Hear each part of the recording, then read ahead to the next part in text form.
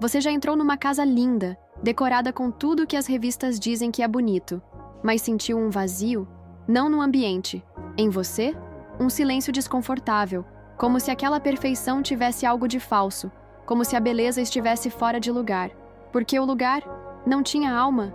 Eu vivi muitos anos assim, cercada de objetos bonitos, mas sufocada.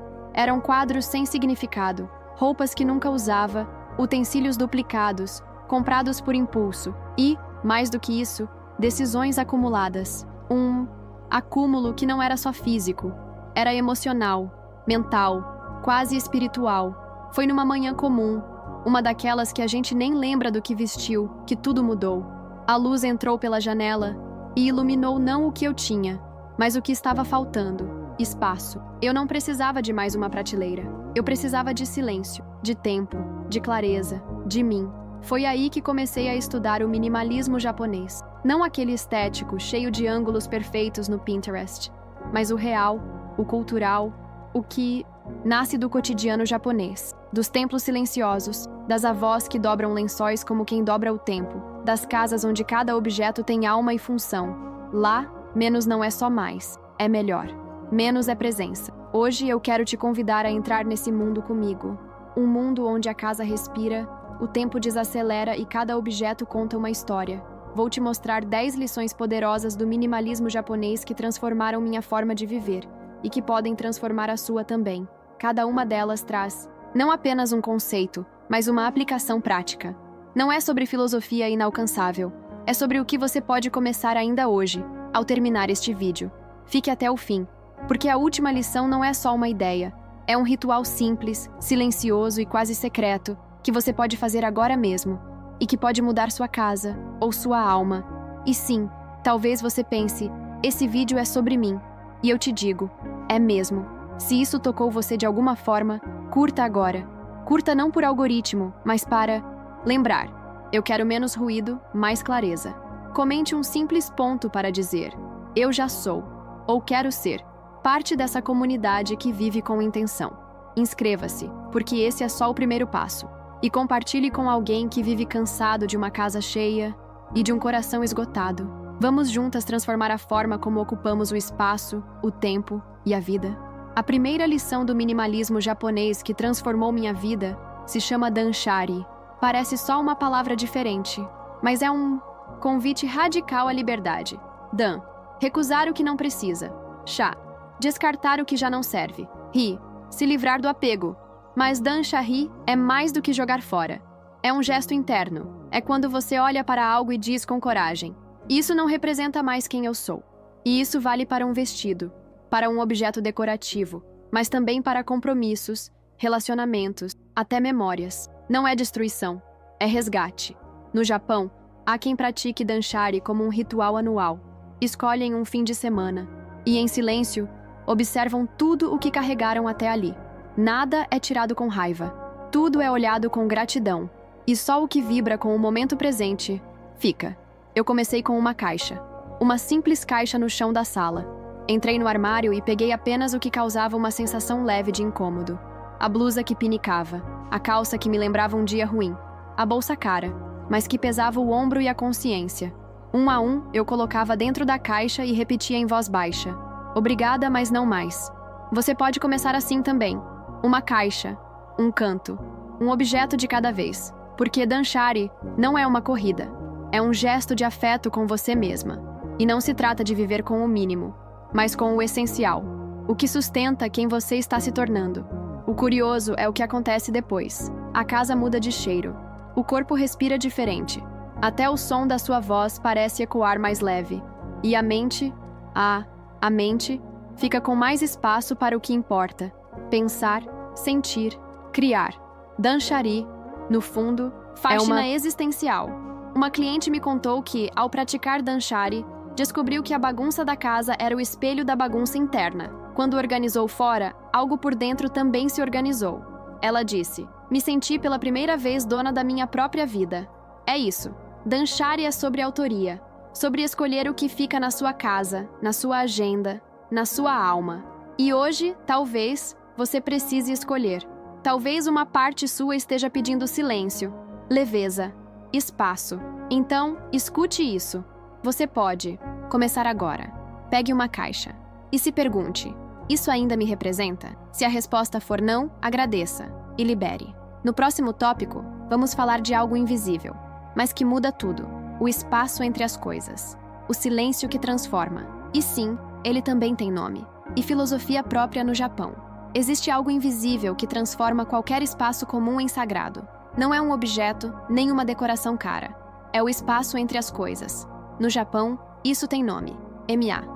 Ma é o intervalo entre os sons. O respiro entre duas palavras. A distância entre uma tigela e outra numa prateleira. É aquilo que não se vê, mas que dá sentido ao que está em volta. Ma é silêncio. E é forma. É vazio, mas não ausência. É presença em pausa. Quando ouvi esse conceito pela primeira vez, eu estava reorganizando minha estante. Tinha livros empilhados, plantas, esculturas. Era bonito, mas era pesado, como um texto sem pontuação.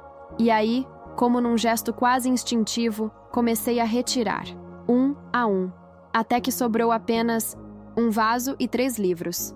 E o resto? Espaço. Foi ali que o ambiente mudou. A luz entrou diferente.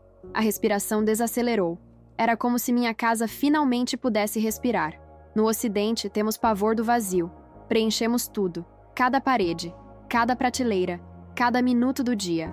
Como se estar em silêncio fosse erro. Como se deixar um espaço fosse desperdiçar. Mas o Ma nos ensina o contrário. O espaço é o que sustenta o significado. É ele que permite que algo seja percebido, valorizado, sentido. Mestre de Ikebana, arte floral japonesa, uma vez disse: o arranjo não é sobre as flores, é sobre o ar entre elas. Essa frase mudou minha forma de decorar, de organizar e, mais do que tudo, de viver. Hoje, antes de colocar algo em casa, eu me pergunto: esse objeto respeita o Ma ou rouba o silêncio do espaço? E, cada vez mais, a resposta é: menos é mais. Não por estética, mas por respeito ao ambiente, a mim, ao tempo. Você pode aplicar o Ma agora mesmo. Olhe para uma superfície da sua casa. Pode ser a bancada, a mesa de jantar, a prateleira do banheiro. E retire 1, 2, 3 itens. Deixe o ar entrar, o olho repousar, o corpo sentir. Observe o que acontece. Não é só estético, é terapêutico. E mais, leve esse conceito para a sua agenda. O Ma também é o intervalo entre os compromissos. É o espaço entre devo e quero. É o momento de não fazer e só ser. Uma pausa entre o caos. Um chá no meio do dia. Uma respiração antes de responder. Um amigo me contou que começou a aplicar o Ma nos seus e-mails. Entre um envio e outro, ele esperava 3 minutos. Só isso. Mas disse que isso mudou a forma como se relaciona com o trabalho. Menos reativo, mais inteiro. O Ma é isso. Um convite à intencionalidade. A viver com pausas, com presença, com silêncio que cura. No próximo tópico, vamos falar sobre finanças, mas de um jeito que talvez você nunca tenha visto. Porque no Japão, até o dinheiro pode ser uma forma de sabedoria emocional. Você já terminou o mês com aquela sensação de gastei demais e não sei com o quê? Já olhou a fatura e pensou: mas eu nem comprei nada de especial? Se sim, você não está sozinha. Isso não é sobre matemática, é sobre consciência. E o Japão criou uma forma gentil de lidar com isso: o Kakeibo. Kakeibo significa literalmente livro de contas do lar. Mas ele é muito mais do que um caderno de finanças. Ele é um espelho, um confessionário, um diário silencioso entre você e o seu dinheiro. E o que ele representa. Criado por uma jornalista japonesa no Mime News aí, início do século XX, o Kakeibo parte de uma pergunta que quase nunca fazemos: por que estou comprando isso? Não se trata apenas de anotar gastos, mas de refletir sobre cada um deles, de transformar o ato de consumir em um gesto consciente, quase um ritual. Eu comecei meu Kakeibo numa manhã chuvosa, com uma xícara de chá e uma folha em branco. Dividi a página em 4 colunas. Quanto recebo? Quanto preciso gastar? Quanto quero economizar? Como posso melhorar? Parece simples, e é, mas foi como abrir um baú esquecido. Descobri que gastava com pressa, com culpa, com ansiedade. Eu comprava para me distrair, para me premiar, para adiar decisões mais difíceis. O cartão de crédito era um anestésico, e eu nem sabia que estava com dor. O Kakeibo me ensinou a olhar de frente, com doçura, mas com firmeza. E aos poucos, Meus gastos começaram a refletir minha alma. Menos coisas, mais tempo, menos compras automáticas, mais escolhas com intenção. Uma aluna me escreveu outro dia dizendo: parei de comprar por tédio. Agora cada gasto é um sim para algo que importa. Isso é Kakeibo. Não é sobre cortar tudo. É sobre priorizar. É sobre transformar dinheiro em clareza. E o mais bonito, ele não exige aplicativos, fórmulas ou planilhas. Só papel, caneta e honestidade. É quase um ritual de reconexão com seus valores. Uma pausa para perguntar: isso aqui representa quem eu sou? Ou quem eu estou tentando impressionar? Você pode começar agora. Pegue uma folha. Escreva essas 4 perguntas. E responda com calma. Não precisa mostrar a ninguém. É só entre você e sua verdade. No Japão, dizem que dinheiro bem cuidado traz calma. E talvez o que esteja faltando na sua vida não seja mais dinheiro, mas uma nova forma de se relacionar com ele. No próximo tópico, vamos falar daquilo que não pode ser comprado, mas que, quando cultivado, transforma tudo: a beleza imperfeita das coisas e da vida. Na primeira vez que ouvi a palavra wabi-sabi, eu estava olhando para uma tigela de cerâmica, antiga, com uma rachadura discreta em um dos lados. Meu impulso ocidental foi imediato: quebrada. Mas a explicação que veio depois transformou minha forma de ver tudo. O wabi-sabi é uma das filosofias mais profundas do Japão e também uma das mais suaves. Não tem uma tradução exata, mas em essência, significa isso: encontrar beleza na imperfeição, na transitoriedade, naquilo que o tempo toca. Wabi é a simplicidade humilde, o rústico, o que não precisa provar nada. Sabe é a passagem do tempo, o desgaste visível, a dignidade das marcas. No Japão, quando algo envelhece, não é substituído. É reverenciado. A madeira gasta, a cerâmica trincada, o pano desbotado, tudo carrega história. Tudo revela tempo vivido. O wabi-sabi é o contrário da perfeição polida das vitrines. É a beleza que mora nas bordas, nos arranhões, nos silêncios. Minha avó tinha uma mesa de madeira com marcas de panela quente. Eu cresci achando aquilo feio, achando que ela deveria trocar. Mas hoje, entendo. Aquela mesa era um diário invisível. Cada mancha contava uma história. Era como se o tempo tivesse deixado ali a sua assinatura. E aí eu olho para minha casa e percebo o quanto tentei esconder as rachaduras, pintar por cima, disfarçar, em tudo. Na parede, no rosto, na alma. Até entender que esconder o imperfeito é negar o vivido, que talvez eu nunca fosse perfeita, mas pudesse ser inteira. O wabi-sabi nos ensina isso, que a vida é bela porque muda, porque envelhece, porque quebra, às vezes, mas se recompõe. E, ao se recompor, ganha valor, profundidade, alma. É por isso que no Japão existe o kintsugi, a arte de reparar cerâmica com ouro. Ao invés de esconder a quebra, eles a transformam em arte. E é sobre isso que falaremos no 7º tópico. Mas antes, quero que você pense em algo na sua casa que carrega marcas do tempo. Pode ser um móvel, uma tigela, um pano. Ao invés de julgar, observe, respire, agradeça e depois faça o mesmo com você, com suas rugas, com suas falhas, com suas pausas. O wabi-sabi não é indulgência, é reconhecimento. É um tipo de amor mais profundo, um amor que diz: eu te vejo, exatamente como você é, e é lindo assim. No próximo tópico, vamos falar de algo ainda mais sutil, um conceito que convida você a viver cada momento como se fosse único, porque ele é. Você já viveu um momento tão simples e depois percebeu que ele nunca mais iria acontecer daquele jeito? A luz entrando pela janela, uma conversa inesperada, o cheiro de café misturado com silêncio. E, então pensou, eu não percebi que era especial, até passar. No Japão, isso tem um nome, Ichigo Ichi. Significa algo como um encontro, uma oportunidade. Ou, mais poeticamente, este momento apenas uma vez na vida. Não se trata de algo grandioso, trata-se de presença, de perceber que cada instante carrega em si uma beleza irrepetível, e que se você não estiver lá, por inteiro, ele se perde. Ichigo Ichi nasceu das cerimônias do chá. O mestre servia a bebida como se aquela fosse a última vez, porque talvez fosse mesmo. Cada detalhe era escolhido com atenção. Cada gesto tinha alma, porque a vida é isso, uma sucessão de instantes únicos que merecem ser vividos como tal. Mas no mundo moderno, esquecemos.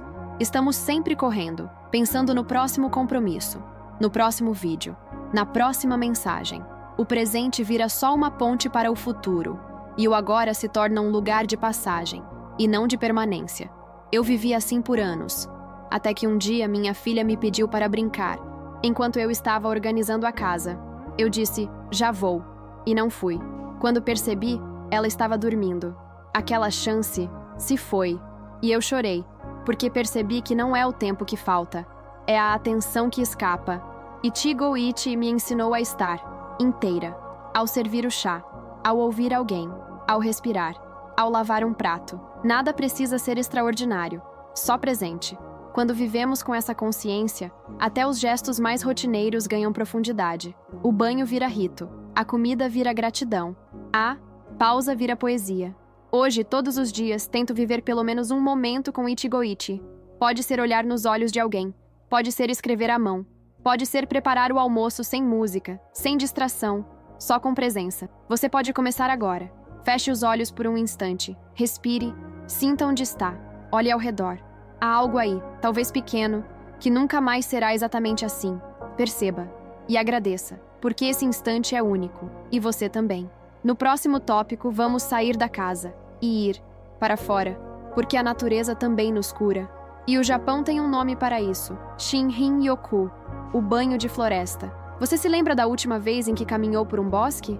Não com pressa, não com o celular na mão, mas com presença, o som das folhas sob os pés, a luz filtrada pelos galhos, o cheiro úmido da terra. A natureza tem uma linguagem silenciosa que acalma, organiza e cura.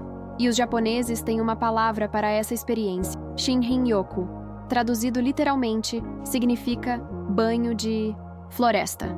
Mas não é banho no sentido ocidental. Não envolve água, envolve imersão, presença, entrega.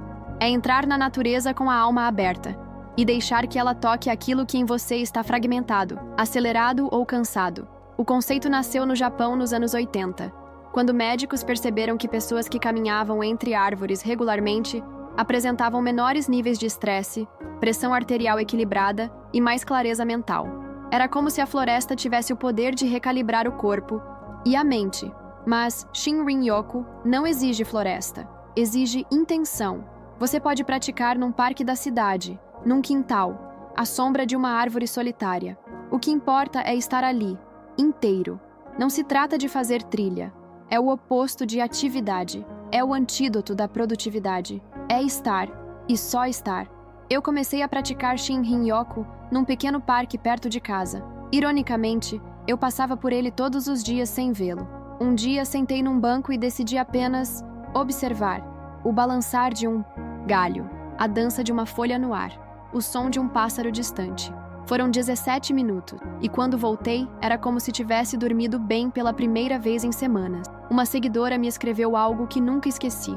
Naomi, fui ao bosque sozinha, sem fone, sem pressa. Senti medo no começo, mas depois senti alívio, como se a natureza tivesse me devolvido a mim mesma. Isso é Shinrin-yoku, uma devolução, um reencontro com o ritmo original da vida. Você pode começar agora. Saia de casa sem destino. Vá aonde houver verde. Deixe o celular no bolso. Respire com o corpo inteiro. Caminhe devagar. Observe. Ouça. Toque. Não como quem analisa, mas como quem agradece. Porque a floresta, ou o jardim, ou a árvore da esquina, não está ali só para enfeitar a cidade. Está para te lembrar de que existe um lugar em você que é silencioso, sábio e vivo, e que precisa de ar, de chão, de céu. Se isso despertou em você um desejo de pausa, curta agora. Curta como um ato de desaceleração. Comente um ponto, se você também sente que precisa de um banho. Não de água, mas de natureza. E compartilhe com alguém que vive exausto, precisando de um retorno ao essencial. No próximo tópico, vamos voltar para dentro. Não só da casa, mas da mente. Porque antes de organizar objetos, precisamos organizar escolhas. E no Japão, esse processo começa com um conceito chamado seiri. Antes de qualquer transformação verdadeira acontecer, seja na casa, na rotina ou na mente, é preciso um gesto fundamental: escolher o zai, que fica. No Japão, isso é tão importante que virou o primeiro princípio de um método secular de organização. O nome dele é seiri. Seiri significa separar, distinguir o necessário do desnecessário. Mas, mais do que isso, significa ter coragem de olhar com atenção para tudo o que nos cerca e perguntar: isso serve ao meu presente? Isso ainda representa quem eu sou? A primeira vez que pratiquei o Seiri de forma consciente foi numa manhã de sábado. Peguei uma gaveta da cozinha. Era pequena, mas estava cheia. Pilhas vencidas, abridores duplicados, elásticos soltos, manuais de eletrodomésticos que eu nem tinha mais. Era uma coleção de adiamentos, de vai que um dia eu precise. E aí veio a pergunta: mas e se esse dia nunca chegar? Seiri não é sobre rigidez, é sobre clareza. Quando você tira o excesso, você começa a ver o que realmente importa. E, mais do que ver, você começa a sentir. O que poucos falam é que o Seiri não é só físico, ele é também emocional. Quantas ideias você carrega que já não servem? Quantas versões suas você mantém por costume? Quantas tarefas você repete, sem refletir, só porque estão ali? Como aqueles objetos esquecidos no fundo da gaveta. Seiri é fazer o mesmo com a mente. É abrir as gavetas internas e perguntar: isso aqui ainda me move? Ainda faz sentido? Ou só está ocupando espaço? Uma cliente uma vez me disse: eu me sentia sufocada. Minha casa estava cheia, minha agenda lotada, minha cabeça caótica. Quando comecei a aplicar os Seiri, percebi que o excesso fora era reflexo de um medo dentro. Medo de faltar. Mas o que faltava era só espaço para o que importava. E é isso que o Seiri devolve. Espaço com intenção. Quando aplicamos essa lógica no cotidiano, tudo muda. A roupa que fica é a que te veste com verdade. O compromisso que fica é o que te aproxima da sua essência. A rotina que fica é a que te respeita. Você pode começar hoje. Escolha um canto da casa, uma prateleira, uma pasta no computador e aplique a pergunta: isso é essencial para mim agora? Se não for, libere. Agradeça. E observe a leveza que nasce no espaço deixado. Seiri não é uma técnica. É uma forma de estar no mundo, com clareza, presença e coerência. Se isso ressoou em você, curta agora. Curta para registrar essa escolha de viver com menos peso e mais sentido. Comente se você também quer aprender a separar o que é ruído do que é essência. E compartilhe com alguém que vive preso a coisas, ideias e hábitos que já não cabem mais. No Menesi, próximo tópico, vamos falar sobre aquilo que transforma os dias comuns em vida extraordinária, os rituais diários, ou como dizem no Japão, o poder do Ibi. A gente passa a vida esperando os grandes momentos, as viagens, as conquistas, as festas. Mas o que ninguém nos ensina é que a vida de verdade acontece entre eles, no lavar a louça, no servir o café, no abrir as janelas pela manhã. No Japão, existe uma palavra para esses momentos quase invisíveis, mas profundamente significativos: Ibi. Ibi significa dia a dia. Mas ao contrário do tom repetitivo que essa expressão carrega no Ocidente, no Japão ela tem uma reverência quase espiritual, porque lá, o cotidiano não é um fardo, é uma oportunidade. Cada gesto, por menor que seja, pode se tornar um ritual de presença. Minha avó dobrava os lençóis com um cuidado que parecia exagerado, uma dobra lenta, um alinhamento preciso, um pequeno suspiro ao final. Quando eu perguntava por que tanta atenção para algo tão simples, ela dizia: porque é nisso que está a minha paz. Hoje entendo. Dobrar um lençol, preparar um chá, acender uma vela, são formas silenciosas de ordenar o mundo. E a nós mesmas. São pausas dentro do ruído, âncoras em meio à velocidade. No Japão, o Ibi se manifesta na maneira como o arroz é lavado com as mãos, como o tatame é varrido em silêncio, como o chá é servido olhando nos olhos. Esses gestos não são distrações, são meditações em ação, são escolhas conscientes de fazer do ordinário algo sagrado. Uma seguidora me contou que começou a acender uma vela toda noite antes de dormir. Só isso. Mas disse que a vida começou a parecer mais clara, porque aquele gesto simples dizia para o corpo: agora é hora de descansar. Isso é Ibi, a arte de marcar o tempo com intenção. Você pode começar com qualquer coisa: preparar o café da manhã sem celular, arrumar a cama com gratidão, escrever 3 linhas à mão antes de dormir. O que importa não é o que você faz, é como você faz, e o efeito é profundo. Quando colocamos alma no cotidiano, ele devolve alma para nós. Os dias deixam de ser corridos e passam a ser vividos. No próximo tópico, vamos falar de algo ainda mais tocante: o que acontece quando algo se quebra, e como, no Japão, isso pode se tornar ainda mais belo. Prepare-se para conhecer o conceito de kintsugi. O que você faz quando algo se quebra? Na nossa cultura, a resposta costuma ser simples. Descartamos. Colocamos no lixo, substituímos, fingimos que nunca existiu. Quebrado, afinal, é sinônimo de inútil. Mas no Japão, existe uma filosofia que desafia essa lógica e nos ensina a enxergar a beleza nas rachaduras. Ela se chama kintsugi. Kintsugi é a arte de reparar cerâmicas quebradas com ouro. Isso mesmo. Ao invés de esconder as rachaduras, os artesãos japoneses as destacam com um pó dourado misturado à resina. O resultado? Uma peça ainda mais valiosa. Não apesar das marcas, mas por causa delas. A primeira vez que vi uma tigela restaurada com kintsugi, chorei. Era linda. Irregular, sim. Cheia de histórias. Cada linha dourada parecia contar um capítulo. E de repente entendi. Não era só cerâmica. Era sobre mim. Sobre você. Sobre todas as vezes em que nos quebramos. E nos refizemos. Na vida, somos ensinadas a esconder nossas falhas. A silenciar nossos traumas. A maquiar as dores. A passar reto pelas perdas. Mas o kintsugi diz: não esconda. Honre. Cure com ouro. Transforme o que partiu em arte. E não estou falando só de coisas grandes. Falo de pequenas dores. Um relacionamento que terminou. Um erro cometido. Uma expectativa que não se concretizou. Tudo isso deixa rachaduras em nós. E tudo isso pode ser reparado com beleza. Uma seguidora me contou que, depois de aprender sobre kintsugi, passou a bordar com linha dourada os pequenos rasgos nas roupas dos filhos. Ela dizia: é meu jeito de mostrar que aqui em casa, o que quebra pode ser amado, não escondido. Isso me tocou profundamente, porque kintsugi não é só estética, é um ato de resistência sensível. É declarar que as marcas do tempo, da dor, da queda, não diminuem nosso valor. Elas nos transformam. E se olharmos com carinho, nos tornam ainda mais preciosas. Você pode praticar kintsugi na sua vida de muitas formas. Costurar algo que rasgou. Restaurar algo que pensava em jogar fora. Escrever uma carta para uma dor antiga. E selá-la com uma fita dourada. O gesto simbólico tem poder. Ele comunica ao seu inconsciente: eu não nego a dor, eu a acolho e sigo com ela, em beleza. No próximo tópico, vamos falar sobre um gesto simples, quase invisível, mas que pode mudar tudo. Guardar com intenção. Porque o modo como guardamos revela o quanto valorizamos. Você já reparou como guarda as coisas? Não só o que você guarda, mas como? Com pressa, empilhando, escondendo no fundo da gaveta, ou com presença, com um toque de cuidado? No Japão, o ato de guardar algo não é mecânico, é simbólico. É uma forma de dizer: isso importa. E esse gesto silencioso tem nome: Tazuna, a intenção, aplicada ao cotidiano.